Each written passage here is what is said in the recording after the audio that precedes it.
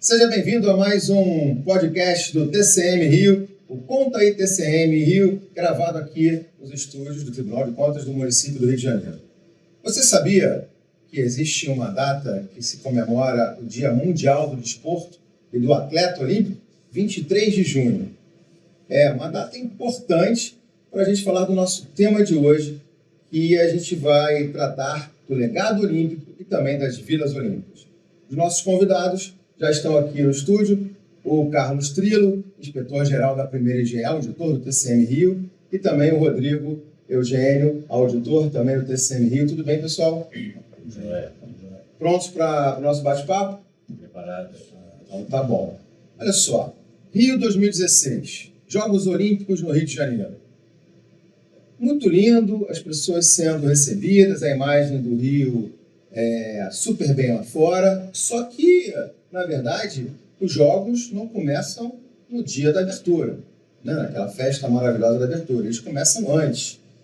A candidatura do Rio de Janeiro e também a preparação para isso. Nessa preparação, Carlos Trilo e Rodrigo, tem aí uma série de variáveis, entre elas o lidar com algumas entidades. Temos as entidades governamentais, como o governo federal, estadual e o município também, a quem vocês trabalham diretamente. As parcerias público-privadas, as empresas e também as entidades internacionais. Só que o Tribunal de Contas do município do Rio de Janeiro, naquela ocasião, não tinha conhecimento básico desse projeto. Como é que se fiscalizaria, orientaria todo esse processo? E aí foi montado um grupo de trabalho. Trilo, é com você e agora também com o Rodrigo para falar desse grupo de trabalho e outras temáticas que a gente vai trazer aqui sobre o trabalho do TCM aqui no Rio de Janeiro. Agora, só um detalhe, a gente não pode esquecer. Antes de tudo, eu queria que você seguisse o nosso canal, apertasse o sininho e compartilhasse os nossos conteúdos para que mais pessoas conheçam como é que é feito o trabalho do TCM Rio. Então, agora é com vocês. Esse grupo de trabalho ele foi uma novidade, né? Que foi multidisciplinar, não envolveu só a primeira inspetoria, envolveu também a segunda inspetoria, que é especializada em obras, principalmente durante aquela fase mais intensa de construção dos equipamentos. Foram várias visitas que a gente fez na época. Envolveu também a sétima inspetoria, porque teve um contrato de PPP, né, de parceria privada, que foi licitada mediante concorrência, então envolveu toda a análise do edital, uma análise pesada, complexa. Inclusive esse grupo de trabalho, a gente teve que ser treinado, a gente participou de cursos, nós visitamos outros tribunais de contas também, porque também era uma novidade para outros tribunais de contas. Esse instrumento PPP, né, são contratos de longo prazo, né, envolvem várias variáveis, não só para a gente, né, acho que também para a própria segunda inspetoria também, especializada em obras, que teve que acompanhar a construção de um equipamentos únicos, né, não havia nenhuma empresa construtora na época com expertise em equipamentos tão únicos e que tinham que obedecer especificações muito rigorosas do COE, né, do Caderno de Encargos, que era a obrigação que o município assumiu. E o prazo, né, tinha data para ser realizada, não podia falhar o dia do início dos jogos. Então a gente esteve ali acompanhando esse tempo todo, o grupo de trabalho ali atuando para poder fazer várias fiscalizações, cada um com a sua especialidade, cada um acompanhando o seu viés. E, principalmente, uma coisa que a gente sempre fala lá na inspetoria, que foi muito interessante nas Olimpíadas, é que a gente está desde o começo, né? A gente, na verdade, está até desde antes, quando foram os Jogos Pan-Americanos. Em 2007. Em 2007. A gente, alguns dos equipamentos, como o velódromo, né, por exemplo, ele foi com pequenos ajustes, né, usado também nas Olimpíadas. Então, a gente já tinha, vamos dizer assim, alguma experiência. Isso é importante porque gerou uma memória, né? Gerou um histórico que o tribunal tem hoje de todo esse projeto das Olimpíadas. Algo que, às vezes, a própria administração municipal não tem, né? Porque com troca de gestão, entra um gestor, sai outro, o pessoal sai, se aposenta, o contrato de PPP ele é de muito longo prazo, então acaba perpassando por várias gestões. E o fato é que hoje nós temos esse histórico, essa memória, né? Não só numa inspetoria, inclusive, em mais de uma. E isso é importante para que futuros ajustes, né, futuras modificações, a gente tem hoje um corpo aqui já qualificado para poder analisar, entendeu? E bom para a prefeitura. E bom para a prefeitura que pode contar com a gente aí. Para um backup. Um backup, exatamente. De informações. Vem aqui. Vem consultar o TCM. Ô, Rodrigo, vamos lá, complementando aí o que o Carlos Trilho falou. Eu acho importante destacar, como já foi colocado, né, a complexidade do trabalho com os 3 entes governamentais. Nesse sentido, foi estabelecida à época, né, dos jogos, uma autarquia que trabalhou num modelo de um consórcio interfederativo, em que a Autoridade Pública Olímpica, né, a APO, ela tinha o papel de coordenar os trabalhos no sentido de acompanhar uma matriz de responsabilidades. Essa matriz estabelecia, basicamente, o papel de cada ente, aonde ele estaria, vamos dizer assim, focando seus esforços. Em alguns casos, era um esforço eminentemente financeiro, né, que seria o aporte de recursos. Em outros, seria também o trabalho de execução, né, acompanhamento de uma obra, acompanhamento de uma implementação. Então, nesse sentido, o município teve participações múltiplas, né? E essa matriz, ela foi estruturada, né? E aí nós estamos falando, então, agora de legado esportivo. É importante chamar a atenção para isso, porque o legado dos jogos não é algo muito mais amplo. Infraestrutura, por exemplo, da cidade. Exatamente. Mobilidade urbana. Vamos pegar um pedaço disso, que seria o legado esportivo, composto basicamente pelos equipamentos que foram implementados ou adaptados, né, porque alguns já existiam previamente, até para os próprios Jogos Pan-Americanos. E essa matriz de responsabilidade estabelecia, então, as atividades que estariam nesses equipamentos, e foi dividido em 4 regiões, né? Sendo que uma das regiões de Copacabana, basicamente os equipamentos eram temporários. Então, não havia... Folha de praia, principalmente folha de praia, né? Não havia a necessidade de acompanhamento de legado. Em outras regiões, como Maracanã, a atuação do município foi basicamente em melhorias no estádio Newton Santos. Esse estádio ele já vinha sendo gerido pelo Botafogo e continuou sendo dessa maneira. É um engenhão. As outras 2 regiões, onde se deu a maior parte dos esforços, né, foi a região da Barra, onde nós tivemos o Parque Olímpico, propriamente dito, e a região de Deodoro. A PPP foi lá. Basicamente para o Parque Olímpico. Sim, a PPP, ela, só para explicar, ela representou o quê? A construção do Parque Olímpico com as 3 arenas, Arena 1, 2 e 3. E também a Vila dos Atletas, que não é localizada no parque, mas ali próximo a ele, ao lado do Rio Centro, que é um empreendimento privado, né? Quer dizer, após ser utilizado pelos atletas, se tornou um condomínio residencial. E outras arenas que se localizam na região, né, do parque, elas foram construídas por outros contratos. Então, tem essa outra complexidade também. Além a fiscalização desses contratos. No modelo de PPP, você também tinha um outro modelo antigo, né, de contratação, vamos dizer assim, normal, de obra, que foi, por exemplo, o modelo usado para o velódromo, o modelo usado para o Centro Olímpico de Tênis e para outros equipamentos que lá existem. Na região de Deodoro, nós temos uma área que é do Exército, né? Já era uma área pré-existente, com equipamentos que pertenciam ao Exército, que foram adaptados e alguns até mesmo implementados em caráter temporário, outros em caráter definitivo. Mas, como é área do Exército, todos esses equipamentos retornaram ao controle e à gestão do Exército. E uma parte em Deodoro, que é o Parque Radical de Deodoro, esse sim passou para a gestão municipal, né? Então, quando a gente está olhando o legado olímpico, a gente pode dizer que o nosso foco hoje do trabalho seria nos equipamentos da Barra e os equipamentos do Parque Deodoro. Muito bem, é importante destacar um ponto para as pessoas entenderem, que é o seguinte: quando você teve a realização dos jogos, passados os jogos, não é uma simples continuação do uso daquele equipamento.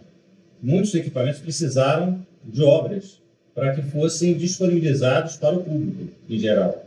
a sua configuração no modo que eles denominaram modo jogos é distinta do que seria no modo legado.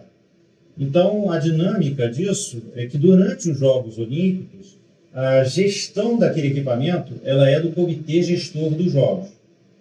Passado o período dos Jogos, a gestão do equipamento ele retorna para a prefeitura que o direciona ou para um parceiro privado, no caso do campo de golfe, ou para um outro uma federação, por no exemplo. caso do Exército, da União, né, retornou para o controle da União, e outros permaneceram sob gestão do município. E aí sim, a partir dessa gestão municipal, fecham-se acordos com as federações, entendeu? Então, no caso, por exemplo, do Parque de Deodoro, nós Tem um temos caso específico ali, né? Interessante que tem emblemático. 2 espaços ali, um que está meio não utilizado, não está sendo utilizado, mas também ali a área de slalom, né? A área de canoagem slalom, que é um sucesso. É um equipamento importante e temos que destacar, quer dizer, não é de uso de um esportista amador. A pessoa tem que ter um preparo para poder até utilizar a É um corredeira. espaço de alta performance, preparando atletas já para medalhas olímpicas, né? Para buscar esporte de alto rendimento mesmo. Então, quer dizer, a participação da Confederação Brasileira de Canoagem é fundamental. E houve uma parceria desde o primeiro momento, o equipamento se mantém ativo, em uso, e não só, e aí é um ponto importante, não apenas para o esporte de alto rendimento. Quando você desliga as bombas que fazem a corredeira, você tem uma piscina enorme ali, que pode ser usada para aula de natação, pode ser usada para aula de canoagem básica, né? E é efetivamente usada através dessa parceria que existe com a própria confederação. Por outro lado, lá no mesmo local, no Parque Radical, existe o equipamento BMX, da pista BMX. E é importante dizer, também é uma pista... Deixa eu só fazer uma referência aqui também, para quem não sabe o que é BMX. Né? Para mim é aquela coisa muito clara, aquelas bicicletas que ficam voando pela cabeça dos outros, assim, é um espaço bem... Uma pista tremendamente sinuosa. Tremendamente sinuosa, que dá aflição de você ver aqueles meninos, jovens, adultos, pulando e torcendo para ninguém cair. Mas essa específica, ela está parada. Ela não teve uso, né? Então, até hoje, é uma pendência. Nós, quando realizamos as visitas, nós sempre indicamos isso e estamos aguardando ainda uma resposta do Poder Executivo, porque é um dos compromissos de dar uso efetivo ao legado. O uso pode ser tanto um uso educacional, cultural, social, mas, como é um equipamento olímpico, espera-se também o uso para desenvolver o esporte de alto rendimento. E no caso da pista BMX, essa é uma dificuldade, porque, de novo, não é uma pista para qualquer ciclista utilizar. Em relação ao Parque Olímpico da Barra, também é importante destacar o seguinte, que logo após os Jogos, a intenção era se realizar uma licitação. Isso é importante. Né, que iria contratar uma entidade para fazer uma gestão, vamos dizer assim, integrada de todas aquelas arenas. Infelizmente, essa licitação ela não teve sucesso. E aí foi necessário se adotar um plano B. Esse plano foi, em termos de cessão de uso de alguns dos equipamentos, serem transferidos para a União. Então, no caso do velódromo, foi transferido, o centro de tênis e as arenas 1 e 2, ficando com o município, basicamente, a arena 3. E o Centro Olímpico de Esportes Aquáticos e a Arena do Futuro eram 2 equipamentos já previstos para serem temporários e precisavam ser desmontados.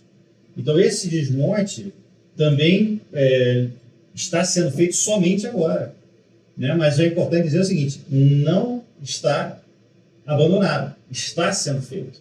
E esse é o ponto positivo. Quer dizer, começou a ser feito novamente porque a gente sabe que estava dentro do caderno de encargos, isso fazia parte do caderno de encargos, essa proposta de desconstruir essa arena do futuro para a construção de escolas, que, aliás, está acontecendo agora. Exatamente. Utilizar parte do material que está sendo desmontado de uma forma já foi, né, desmontado de uma forma, vamos dizer assim, cuidadosa, né, qualificada, utilizar para a construção de 4 escolas, reforma de 4 E o escolas. TCM, desculpa cortar você, e o TCM acompanha também em campo essa construção, esse trabalho. Sim, desde o edital. Desde o edital. E que está acompanhando agora também, certamente, na execução dessa. Que agora é super recente. Aí. Tá chegando, mas vai ser. Está sendo acompanhado. Sim. No caso, até especificamente, é um acompanhamento feito pela segunda inspetoria, que é uma inspetoria também que está totalmente envolvida no trabalho Multidisciplinar. Tá. Trabalhando Agora, juntos. o Rodrigo, você falou dessa parte do BMX. Eu queria voltar aqui com o Trilo, que é a história do instigar, né, impulsionar a prefeitura, os entes jurisdicionários. Olha só, dá para a gente andar com esse processo, porque a gente sabe que, às vezes, existe uma demora. Quanto mais a gente consegue acelerar esse processo, melhor fica a entrega para o cidadão, né, para o legado de fato, não só para o esporte, mas também para a utilização do cidadão. O TCM também tem vocês também têm essa visão dentro da primeira IGE? Sim, não. A gente não só tem, como muito do que é acompanhado das pendências é de obrigação, está lá no plano de uso, no caderno de encargos, inclusive uma parte lá, como o Rodrigo falou, que depende de liberação de área para iniciativa privada, né? Porque uma parte ali vai ser dado lugar a um condomínio. Inclusive, só uma curiosidade, né? O contrato de PPP envolveu R$1,5 bilhão e parte desse aporte foi feito em imóveis, né? A transferência imobiliária de imóveis do município para essas construtoras que iriam construir ali um empreendimento imobiliário. E era preciso liberar parte da área para que eles pudessem tocar o... Então, assim, mais do que a gente instigar, a gente está cobrando obrigações assumidas, né? Então, assim, não tem nem... Isso é importante, né, Carlos?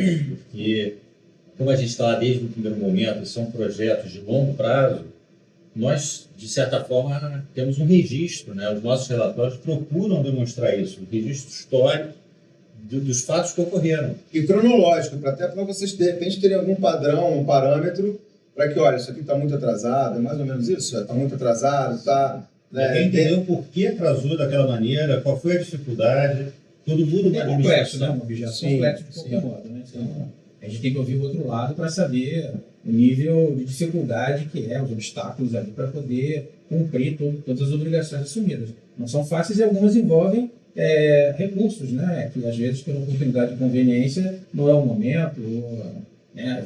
Então a gente acompanha, mas ouvindo o outro lado, sabendo se... Deixa eu partir agora para que a gente fale agora das Vilas Olímpicas. Também é um projeto, um trabalho muito bem executado e que está no norte de vocês, né? A gente hoje tem 26 Vilas Olímpicas, mais o Parque de Deodoro, mais o Velódromo, enfim, é muito trabalho. 2 delas se destacam, a gente vem acompanhando aí a Mato Alto, a Vila Olímpica do Mato Alto, e a MS da Silva também, que são 2. Posso estar enganado, tem outras, claro, não desmerecendo as outras Vilas Olímpicas, é claro, mas essas têm aí um celeiro de formação de grandes atletas, né? Não só atletas olímpicos, mas paralímpicos também, e é o futuro dessa geração que a gente está aí querendo como legado também social. Como é que é o trabalho de vocês nas Vilas Olímpicas? Eu sei que, além do jurisdicionário, tem também as OS, as organizações sociais que administram. Vamos lá, com vocês. A gente tem um programa na primeira, que é o ProVila, né? Que é um programa de visitas técnicas. A gente escolhe uma vila a cada 4 meses e faz diversas visitas. O objetivo, basicamente, é acompanhar o contrato de gestão, que é um instrumento que é usado para administrar as vilas através dessas organizações sociais. Esse tipo de contrato, ele prevê metas, e a gente vai lá acompanhar as metas. Basicamente, é o número de matrículas, né? Tem que haver lá uma busca ativa para que usuários ocupem a vila, usem a vila. Tem uma busca ativa também na rede escolar, para trazer alunos para o uso da vila, para aproveitar o contraturno escolar, né? Para que haja incentivo a essa prática de esportes enquanto a criança não está na escola. Outra meta é de satisfação do usuário, a gente também mede isso, a gente pega diferentes horários e aplica questionários para entender se o funcionamento está a contento, está para que a sociedade ali esteja entendendo que o uso é o que ela precisa, é o que ela quer. Isso é importante porque a vila ela tem uma função social imensa, né? Normalmente, a maioria das vilas elas ficam localizadas em locais de baixo IDH, né? De baixo índice de desenvolvimento humano. Então, muitas das vezes, a única prática esportiva é a da vila. O único momento de lazer, e eles têm eventos que eles fazem lá, né? Todos não, mas alguns finais de semana, principalmente em datas comemorativas, Dia das Mães.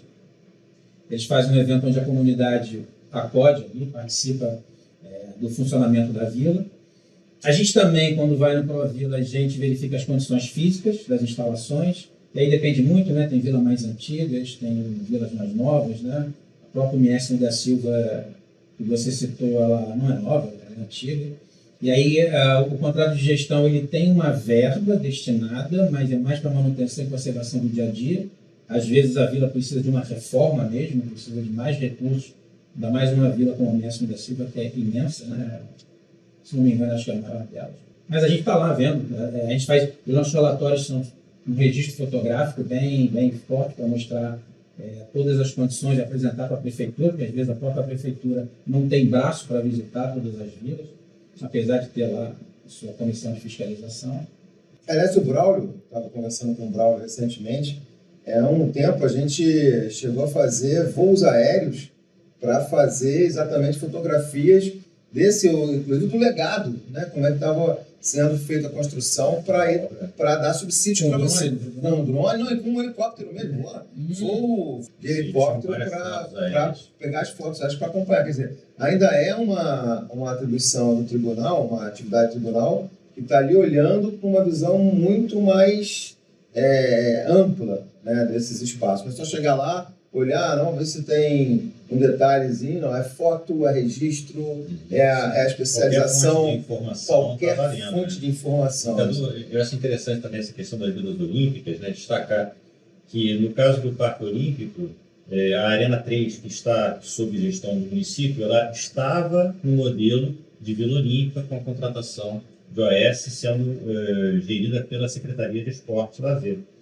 E foi necessário deslocar todas as atividades que estavam na Arena 3 para o velódromo.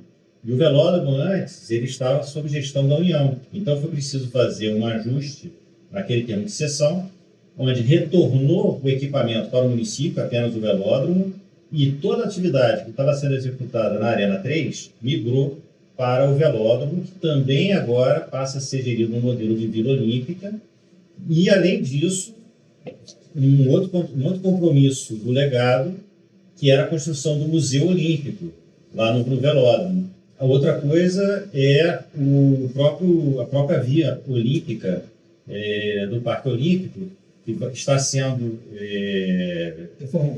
reformulada para disponibilizar um parque os moradores ali da região, da Barra. Exatamente. Olha só, chegando ao final do programa, acho que a gente conseguiu trazer aí bastante informação para quem acompanha a gente em relação ao trabalho que o TCM Rio vem desenvolvendo e precisa estar aí, né, no dia a dia, nas ações, nas fiscalizações, na orientação da gestão pública. Rapidinho, dos dois.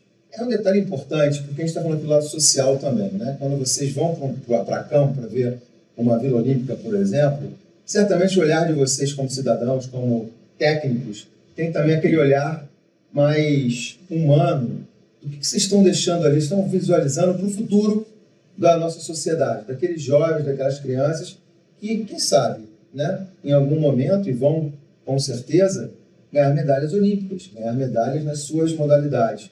Dá uma certa emoção para a gente fechar esse nosso bate-papo, Carlos Trela? Sim, sem dúvida.